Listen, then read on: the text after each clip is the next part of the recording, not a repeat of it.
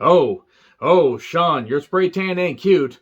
It's really messy. You know tanning boots aren't that expensive. Were you in a rush to get through this? So did you say, make me septic brown, you're just a spray tan boy. Spray tan boy, you're really messy boy. Messy boy, you're just a spray tan boy. Spray tan boy, not a boy toy. Spray tan boy. I'm John Rickman with the retro review of WWE WrestleMania 23 from Ford Field in Detroit, Michigan. And provided that anybody is still tuned in after that terrible rendition of Shawn Michaels' Sexy Boy. I always prefer when Sherry Martel sung it because, let's be honest, Shawn Michaels was no lyricist. He was no cunning linguist either. Anyway, let's just get on with this. Let me know your thoughts on this show in the comments, please. It's a Mania that is definitely a tale of two shows. The good to great stuff really holds up, and then there's some stuff that hasn't aged all that well. The U.S. Championship match is top up there. Holy shit, there were some chilling lines from that. Anyway, yes, Ford Field in Detroit, Michigan. 80,103 people. WWE never lies about their figures. There's a lot of fucking people regardless. More people here than at the Super Bowl. Well, yeah, no shit. Because they need to have the whole football field and all that shit and everything. Even though WrestleMania had a big lavish stage and they had the big ramp and everything, obviously they were going to be able to fit more people there. So WrestleMania was all grown up, the opposite of Daniel Benoit a couple months after this. Oh, you think that's the only joke I'm going to make about this, because that's how I deal with bad shit.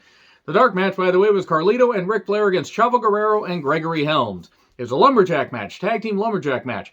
Fun fact about this, Carlito and Ric Flair are teaming up. You remember that? Remember that stuff? Ric Flair got upset at Carlito because, yes, how dare you want to leave the show and go off with Tori Wilson that you were dating off camera. Actually, I don't think they were actually dating, but they were an item on camera. And then they became a team, and then they split up, like, very soon after this. It was a way to punish Carlito, because Carlito apparently wasn't motivated.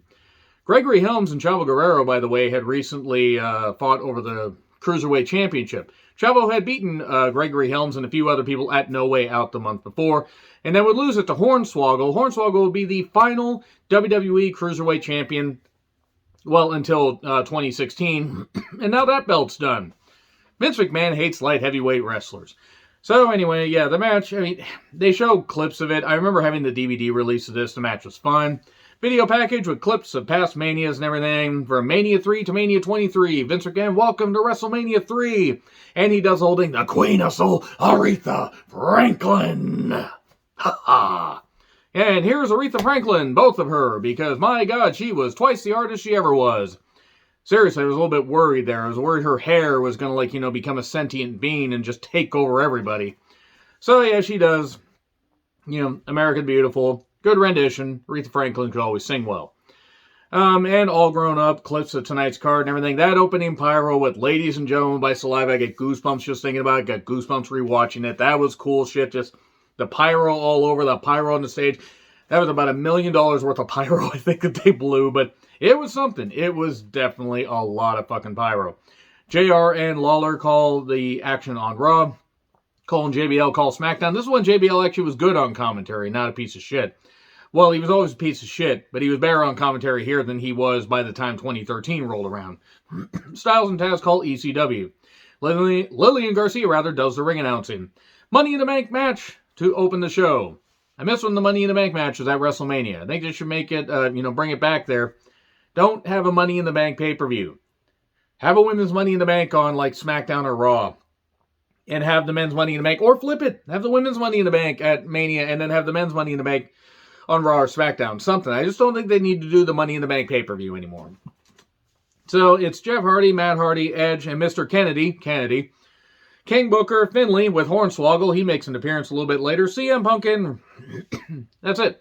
That's it right there. Randy Orton also. I'm sorry. Randall, Keith. It was the usual car wreck with a whole bunch of stuff just going on. People were, interwoven storylines.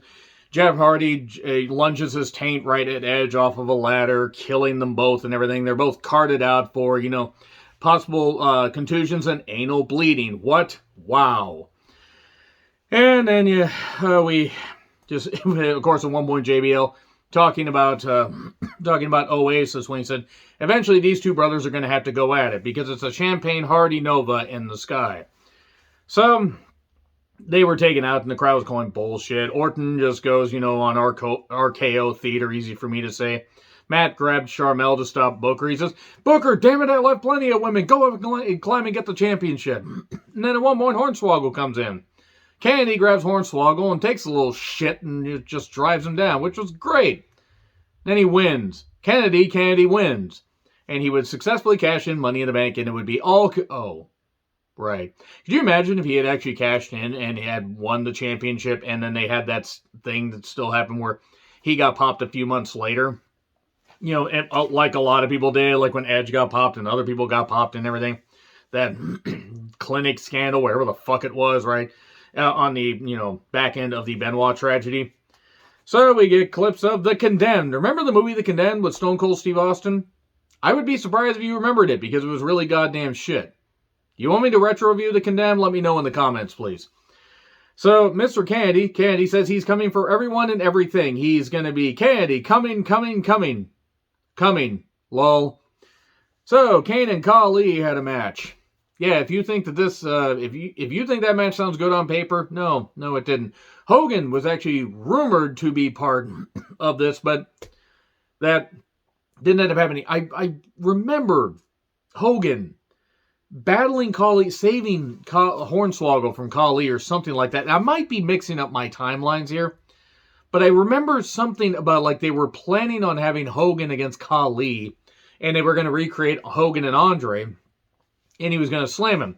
The problem is Hogan was also going to end up, Hogan was going to end up losing. He didn't want to lose, and also, that doesn't work for me, brother. And he just left. And then he went to have a match against what was going to be Jerry Lawler, but actually ended up being the Big Show, Paul White, in the Memphis Coliseum, or the Mid-South Coliseum, whatever the fuck the name of the venue was at the time. So yeah, this match was shit. It was absolute shit. Kane could only do so much. We get to see No Evil hook at one point, because of course we do, because that movie wasn't very good. It was fine, but it just wasn't very good. The sad thing is, it was in the upper echelon of WWE films. He does get the hook into Khali's groin and everything, and that just, Khali, of course, took everything on the chin, even stuff he didn't want to take on the chin, but eventually got the choke bomb 1, 2, 3, and then chokes him with the chain afterwards. I got a lot of notes, and we got a lot of shit to get through, so let's get to this stuff. Let's talk about backstage with Crime Time, Extreme Expose, Layla. Sweet Christ, Layla still looks great. Even now, I mean, she looked great then, too. Brooke and Kelly. Eugene, Slick, IRS, Moolah, fuck Fabulous Moolah, I'm glad she's dead, by the way. Eugene was all entranced by Moolah and Mae Young, dressed up like Extreme Expose. And IRS, Sergeant Slaughter, Jimmy Hart, a whole bunch of people. Gerald Briscoe, Ricky Steamboat doing wah! And then did the beat, to the music and stuff like that, and did that. And just a whole bunch of people. I mean, there was a ton of goddamn people back there. All these legends. They just got all these people here to do this. And then Ron Simmons just looks around. Damn, I can't do the Ron Simmons stuff. Ron Simmons just has such a distinctive voice. But there you go. It was ridiculous, but you know what? It was what it was. Again, this was entertaining. I don't mind this kind of stuff. It was weird, but it was entertaining. Slick also looks exactly the same as he did in 1990. Maybe with like 10 extra pounds on him, and even then, I don't know. He sounds the same. And then MVP's name seems awfully haunting for Chris Benoit. 1, 2, you hear the clock ticking, tick tock, you about to stop living, tick tock. They don't have a memory, tick tock, but I'll make you remember me. I'm coming. Nobody can stop him. Nobody can hold him. Okay, I'm done. I'm done with the Benoit jokes. Except I'm not. MVP versus Chris Benoit for the U.S. Championship. Hearing commentary praise Chris Benoit and seeing the crowd cheer for Chris Benoit, knowing what was coming. My God. One thing you've got to know about Chris Benoit, JBL says, you give him any air, he will come at you. He closes gaps quicker than anyone in this business. It sounds simple, but if you're not on offense, with Benoit, you're on defense. Oh no. So, well wrestled. MVP and Chris Benoit had a tremendous feud. The 3 straight pay-per-views, and eventually Chris Benoit had the second to last 2 out of 3 falls match of his career before Nancy and Daniel. And, he had that Judgment Day, and MVP won the U.S. Championship. And it was a very good feud. Very good feud. It's not MVP's fault it's tainted, but just good Lord. And a guy who will be in the Hall of Fame one day, Chris Benoit, and he would have been if he hadn't fucking murdered his family. I maintain that if Chris Benoit had just, and it's angering and sad also knowing the amount of head trauma he had, but angering like that he took his wife and child with him because he was a cold-blooded murderer. I mean, I'm sorry that you planned that shit. Watch The Dark Side of the Ring. He planned to go to Vengeance 2007. He was going to go to that pay-per-view. That would have been the death nail for WWE. Even if they had known, that would have been the death nail. Hell, they barely survived this. I mean, it was frightening. If you weren't watching wrestling at the time of the Benoit tragedy, if you stopped watching wrestling because of the Benoit tragedy, I would totally understand. So, you give him an inch and he will beat you. He's one of the most dangerous people in the history of sports entertainment. Man, he's not wrong. Not wrong at all. So, diving headbutt, 1, 2, 3. MVP countered a whole lot of Benoit stuff, but eventually he won with the diving headbutt. Can't think that move had anything to do with the head trauma. So, he's done everything in this business. He's going into the Hall of Fame, but you got to put over MVP. And you do have to put over MVP. He did very well here, but yeah, that stuff about Benoit. Give him any breathing room and he'll come at you with a phone cord and a pillow and a lot of pills. Fucking murderer. Burn in hell, Benoit. So we got Trump and that Tara, whatever the heck, the former Miss USA. She's there and the boogeyman shows up trying to salvage this. I can make a whole lot of comments about how Trump is a daughter-desiring fuck and the worst modern president that we've had, or at least worst president in modern history. But if I just focus on the goddamn character here, he's supposed to act like this is beneath him, even though Mania 4 and Mania 5 were at Trump Plaza, and him and Vince have been friends for years. This stuff didn't really work. I mean, Tara was attractive, I guess, knowing all the stuff about the Miss USA pageant, winners, even the entrance. You have to wonder just how much stuff Trump, wanted them to do for him and his constituents. But let's just focus on that. Boogeyman was trying to make this work, and then a little boogie ran by. Because of course he did. Boogeyman looks the same, by the way. And he's closing in on 60. So anyway, in 2007 Hall of Fame class. Wild Samoans, the original Sheik, accepted by Sabu and RVD. And then Nick Bockwinkel, classiest world champion of all time, at least up there. Mr. Fuji, who is unfortunately in a wheelchair and has since left us. Jerry Lawler, JR, and I still vividly remember JR on an episode of Raw sometime before this getting the Hall of Fame nod. He's going to be in the Hall of Fame, and people gave him a huge standing ovation. That was massive. He was emotional about it. Mr. Perfect accepted by his widow, his father, and also Joe Henning, who would become Michael McGillicuddy, Curtis Axel. What has happened to Kurt's son? What happened to Joe Henning? Did he leave wrestling? I wouldn't blame him if he did. I'm just curious. So, Dusty Rhodes was there also. And it was good. Very good Hall of Fame induction class. And Lillian announces the attendance is 800,103. Man, they really pack people in there. 80,103 people. And Howard Finkel does, introduces the class and stuff like that. Very, very good. That was good stuff. Howard Finkel, unfortunately, is another one that has left. This are one of the best, if not the best, the most recognizable ring announcer that there is. Like, you can't help but do the Fink's voice. Just can't help but do that. Ladies and gentlemen, you just get. I mean, I'm a terrible impersonator, but it is what it is. Howard Finkel, of course, sorely missed. Taker and Batista video package. Teddy Long, since he was Holla, the SmackDown general manager, introduces Batista to a pop. Taker gets the entrance with all the druids and all that stuff and all the torches. And this is an example of time being more kind to a match like this. And I remember this match being good and being surprised it was on this early. It was on halfway through the card. Taker versus Batista for the World Heavyweight Championship is a ton better than I remember. Now, I remember it being good, but this was just a knockdown, drag-out fight from the word go. They were boom, boom, boom. They were, for big guys, they were moving fast. They were keeping it interesting. They would sell the proper stuff, but they kept the momentum going. I'm not going to go through every single move, but this was really, really good. It just, Batista got heavy boos every time he was on offense. They did do a nice, spot through the announcer's table, which was great. I mean, or the huge power slam through the announcer's table. There was a nice dive at one point by Taker, as is tradition. And Fists of Play, we get a last ride for 2. We get a spine buster for 2. Choke slam for 2. Batista bomb, but just a 2 count. And then reversals, tombstone, 1, 2, 3. And Undertaker gets the victory. And good stuff. He should have got the victory. Because, of course, Undertaker, how can you not appreciate that Undertaker, was undefeated at this point? Yes, I could talk about the person being a narrow-minded piece of shit and all that stuff, but just focusing on the fact Undertaker was in the midst of having more wins here at WrestleMania for a few more Manias, and you could argue Brock breaking the streak was stupid, but this one, a pretty underappreciated classic. I'd say this and the match with Ric Flair at Mania 18 were just fucking terrific. So yeah, new champion. And they talked about him having a long reign about that. He would unfortunately suffer a bicep or tricep injury, something like that. It was some kind of arm injury. So, get a lot of pyro for Taker.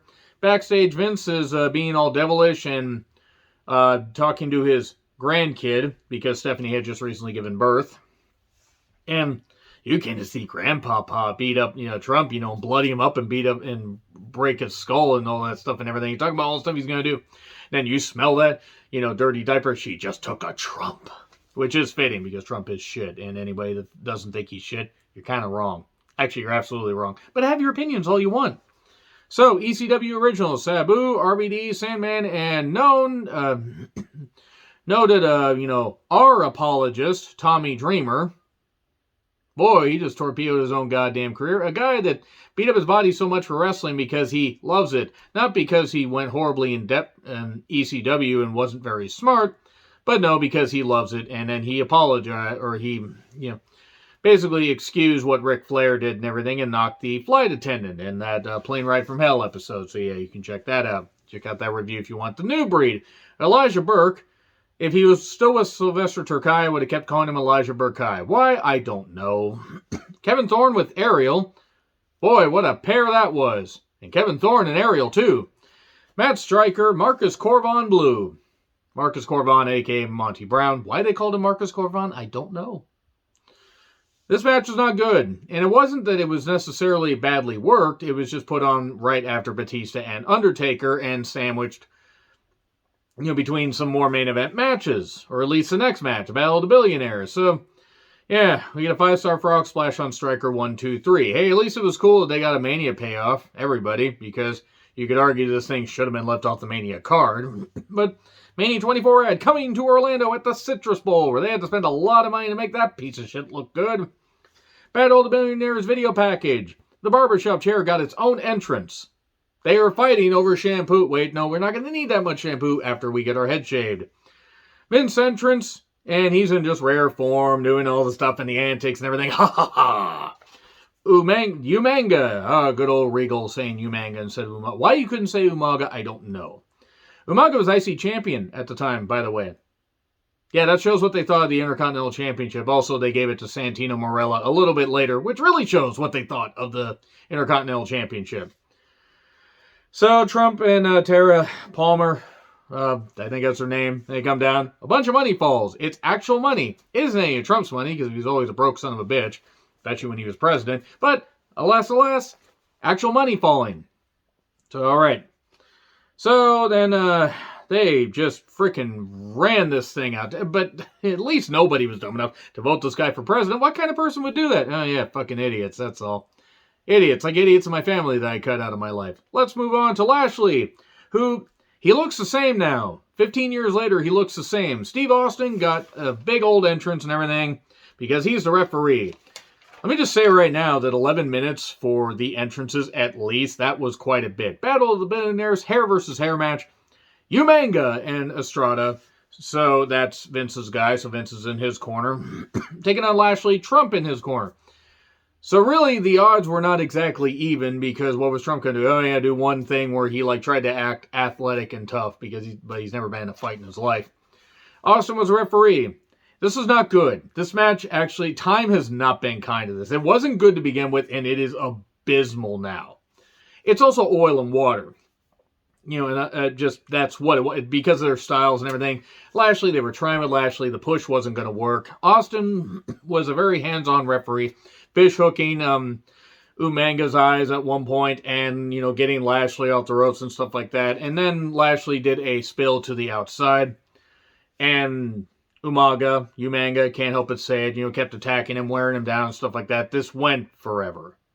And I know they couldn't make it that quick and everything. They had to build it, but just the build wasn't there. The build was Trump and Vince, and we knew we were going to get a payoff, but the match itself, not good.